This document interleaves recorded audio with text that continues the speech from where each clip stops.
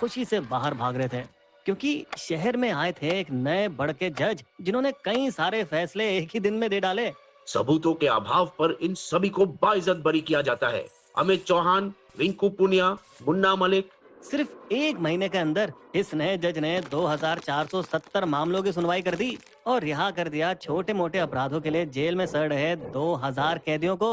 और एक अतरंगी बात यह थी कि इन्होंने भारी सजा सुनाई उन अपराधियों को जिन पर बलात्कार और हत्या जैसे संगीन इल्जाम थे। इसके बाद जेल के कैदी और परिवार वाले जज की खूब गुणगान गाने लगे, क्योंकि उन्होंने अपनी जिंदगी में कभी किसी जज को इतनी तेजी से मामले निपटाते हुए कभी देखा नहीं था ना। लेकिन ये क्या, अचानक 40 दिन बाद नए जज गायब हो गए। हरियाणा के भिवानी शहर में रहने वाला एक मेहनती और महत्वाकांक्षी लड़का जो 1964 में रोहतक के कॉलेज से ग्रेजुएशन करके कई सारी परीक्षाओं के लिए बैठा था, लेकिन जैसा अक्सर होता है वो बेचारा एक भी पास नहीं कर पाया। तो उसने मान लिया कि जिंदगी में सीधे रास्ते से वो कुछ घंटा उखाड़ पाएगा। फिर एक दिन अखबार पढ़ते वक्त उसकी नजर एक खबर पर पड़ी जो कि भारत के इतिहास के सबसे बड़े चोर नटवर लाल की थी, जिसकी भूमिका अमिताभ बच्चन ने बखूबी निभाई थी इसी के नाम की फिल्म में, जिसमें वो एक अलग टाइप का बावला था जो कि धीरूभाई अंबानी और राजेंद्र प्रसाद जैसे प्रसिद्ध लोगों के जाली हस्ताक्षर करता था, जिसने भिखारी से व्यापारी और सरकारी अफसरों तक न जाने कितने भेष बदलकर चोरियां की। ताजमहल, राष्ट्रपति भवन और यहाँ तक कि लाल किले बेचने का झांसा देकर विदेशी पर्यटकों को ठगा। इस नटवर लाल की कहानी पर जनता हंसती होगी, लेकिन धनीराम उसे अपना गुरु मानता था। उसने तय कर लिया कि वो ग्राफोलॉजी के सब्जेक्ट में डिप्लोमा कोर्स करके हैंड राइटिंग एनालिसिस में महारत हासिल करेगा। और फिर उसने इस कोर्स में सरकारी परीक्षाओं से भी ज्यादा जोश के साथ पढ़ाई की। डिप्लोमा पूरा करने के बाद उसने अपनी पढ़ाई का इस्तेमाल जाली दस्तावेज और हस्ताक्षर बनाने में किया।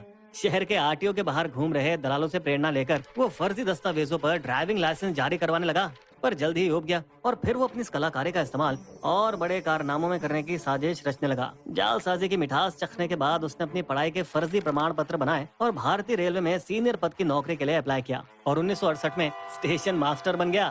फिर उसने अपने पद का फायदा उठाकर रेलवे प्रॉपर्टी और पैसा चुराया।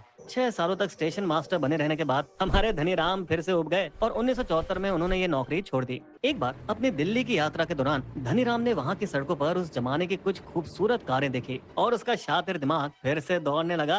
अब मजा आएगा इन्हें चुराने में। उसके चोरी के तरीके आसान थे। चोरी हमेशा उजाले में करो जब किसी को चोरी का डर नहीं होता। छुपने की कोशिश मत करो, समझो ये तुम्हारी ही कार है। आत्मविश्वास और रफ्तार से करो। जैसे कि एक दिन वो मास्टर की से एम्बेसडर कार का लॉक खोल रहा था तो उस इलाके के एक बंदे ने उसे देख लिया। ये कार तो मिश्रा जी की है, आप कौन है? मैं कार सर्विसिंग से हूँ सर, मिश्रा साहब ने मुझे इसकी मरम्मत करने को बोला है। अधिकतर वो कार के मालिक को भनक लगने और पुलिस के आने से पहले ही रफू चक्कर हो जाता। साहब मेरी मारुति 800 पार्किंग लॉट से चोरी हो गई। लेकिन हर बार उसकी किस्मत अच्छी नहीं होती। यही है मेरी कार। वो इतनी बार गिरफ्तार हो चुका था कि उसने जेल में कई दोस्त बना लिए थे। अरे स्वागत है धनी भाई, आइए अपना ही घर समझिए।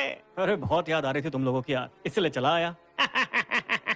लेकिन जेल के चक्करों से वो डरा नहीं और अब तो कार की चोरी उसके लिए बाएं हाथ का खेल हो गई थी। और भले ही उसके पास अच्छे वकील हायर करने के पैसे थे जो उसे जमानत दिलाते, मगर उसे फिर भी जेल से भागने में ज्यादा मजा आता। और अपने जेल के कैदी दोस्तों के साथ मिलकर उसने अपनी कार चोरी के धंधे को कई राज्यों में बढ़ाया। अब वो और होशियारी से चोरी करने लगा। पुलिस को चकमा देने के लिए वो चोरी की गई कारों को दूसरे रंग में पेंट कर देता और नंबर प्लेटें बदल देता। अब तो इन इलाकों के हर पुलिस वाले धनीराम को पहचानते थे। बबलू चौधरी बनूंगा, आज पिंटू सिंह, आज टन्नू सेठ। हाँ, एक बार पुलिस की पूछताछ के दौरान उसने ये कबूल भी जरूर किया, साहब मैं आदत से मजबूर हूँ, इसका मैं कुछ नहीं कर सकता।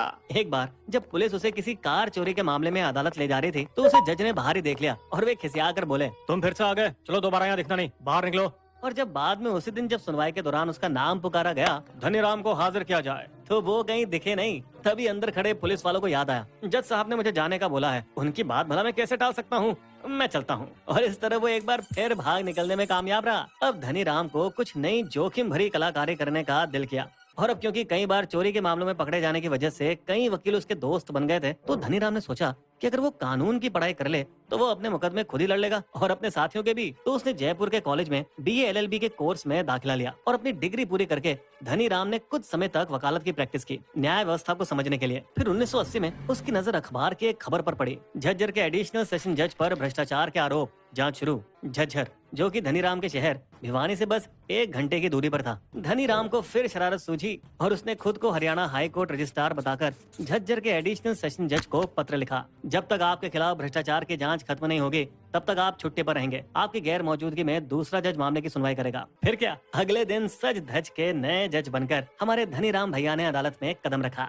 और हाई कोर्ट रजिस्ट्रार का जाली ऑर्डर कोर्ट के इंचार्ज को पकड़ा दिया। कोर्ट इंचार्ज ने सम्मान के साथ उन्हें नए एडिशनल सेशन जज की कुर्सी सौंप दी। फिर इसके बाद की बात तो आपको पता है। इस नई ताकत का धनीराम ने अच्छा फायदा उठाया और 2000 बेल ऑर्डर पास कर डाले। तमाम ऐसे कैदी जिनको जमानत मिली वो या तो उसके कार चोरी के साथी थे या उसके जेल वाले दोस्त। इस नए जज की तेजी से सुनवाई की प्रशंसा पूरे शहर में चाय पर चर्चा का हिस्सा बन गई और इस जादू की झड़ी से धनीराम ने अपने खिलाफ दर्ज कई सारे मामलों का भी सफाया किया। और फिर अचानक 40 दिन बाद उसने कोर्ट आना बंद कर दिया। इससे पहले कि पुलिस कुछ समझ पाती कि ये धनीराम की ही नई करामात थी, ऐसी खुराफात जो पहले कभी किसी ने नहीं की होगी, तब तक तो हमारे भाई साहब हमेशा की तरह गायब हो निकले थे। लेकिन उसे आखिरकार पुलिस ने पकड़ लिया और उन 2000 कैदियों को भी, जिसको उसने जज बनकर जमानत दी थी। बहरहाल इस घटना ने उसे भारत के सबसे बड़े ठगों में से एक बना दिया और उसे सुपर नटवर लाल, भेस बदलने का मास्टर और इंडियन चार्ल्स शोभराज जैसी उपाधियां मिलने लगी।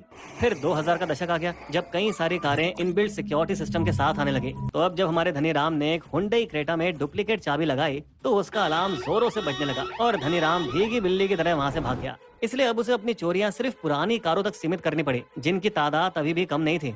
और पिछले 40 सालों में 125 चोरी और फ्रॉड के मामलों में बुक होने के बावजूद और 95 बार गिरफ्तार होने के बावजूद उसकी चोरी करने की चुल ने उसे 75 साल की उम्र में भी नहीं छोड़ा, बल्कि उसकी बढ़ती उम्र उसके लिए और फायदेमंद ही हो गई। अरे दादाजी, किसकी गाड़ी खोल रहे हैं? माफ करना बेटा, अब आंखें कमजोर हो गई है ना, अब मुझे लगा मेरी गाड़ी है। वो 2016 में 77 साल के थे जब उनको 126वीं और आखिरी बार रंगे हाथ पकड़ा गया पश्चिम दिल्ली में मारुति एस्टीम चुराते हुए।